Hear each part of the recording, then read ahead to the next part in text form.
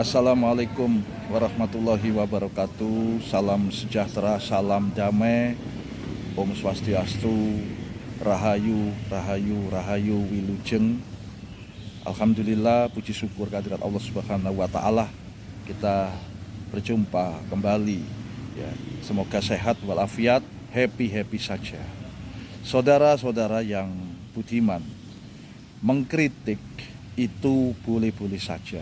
Dalam alam demokrasi, mengkritik itu bisa diibaratkan sebagai vitamin, bisa diibaratkan sebagai obat agar sebuah kondisi, terkhusus kondisi negara bangsa ini bisa menjadi lebih sehat, lebih baik.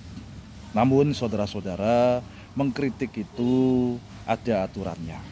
Yang pertama, jika kita mengkritik, maka semestinya kritikan kita ini harus berbasis data, ya, database evidence. Nah, seperti itu, ya.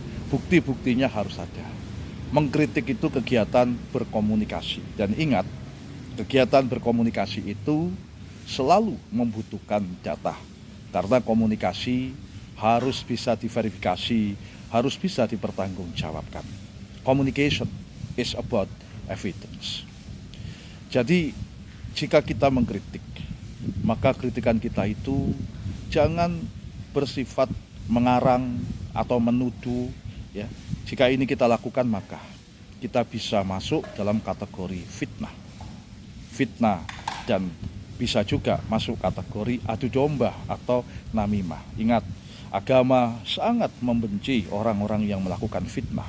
Agama juga membenci orang-orang yang melakukan adu domba. Keduanya ini bisa dikategorikan dosa besar yang ancamannya adalah masuk neraka jahanam. Saudara-saudara yang berbudiman, kritik juga perlu memberikan solusi, ya. Jadi kita seyogyanya juga membantu yang kita kritik. Jadi kritik adalah pada dasarnya adalah bantuan kepada yang dikritik. Kemudian mengkritik seyogyanya dengan bahasa yang santun, yang baik, tidak menghina, tidak menyakitkan, tidak mempermalukan orang yang kita kritik.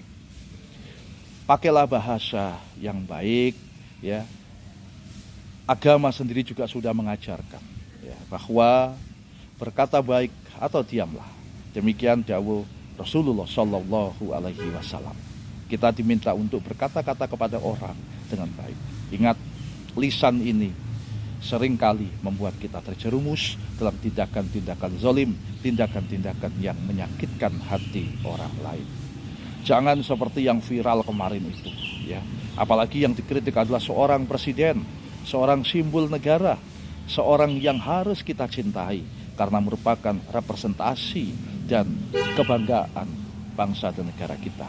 Apapun pilihan kita, apapun partai politik kita, tetapi ketika pemilihan umum sudah memastikan bahwa presiden yang terpilih dan dilantik merupakan presiden kita semua. Karena itu kita harus menghormati, kita harus menjaga marwah, kita harus menjaga kehormatan dari Presiden Republik Indonesia. Janganlah menggunakan kata-kata kasar dengan atas nama kritik. Seperti kemarin yang viral itu, menggunakan kata tolol, ya, menggunakan kata bajingan.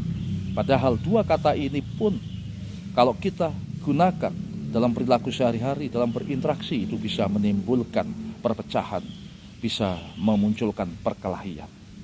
Dan yang terakhir, mengkritik juga harus mengetahui media tempat kita mengkritik. Bagi dosen, bagi akademisi, tentunya forum-forum seminar, forum-forum lokakarya, termasuk tulisan-tulisan di media massa, jurnal ilmiah, merupakan sarana yang sangat baik untuk melakukan kritik. Inilah kebebasan akademik yang sesungguhnya. Kebebasan akademik jangan diartikan kita bebas berbicara di media sosial. Bukan.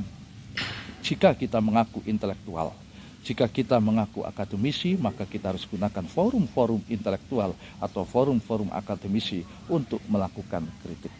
Dan yang terakhir, ketika kita melakukan kritik, hindari sifat solipsisme, yaitu sifat yang merendahkan orang lain, menganggap diri kita ini paling benar orang lain salah, itu merupakan karakter atau sifat yang tidak baik.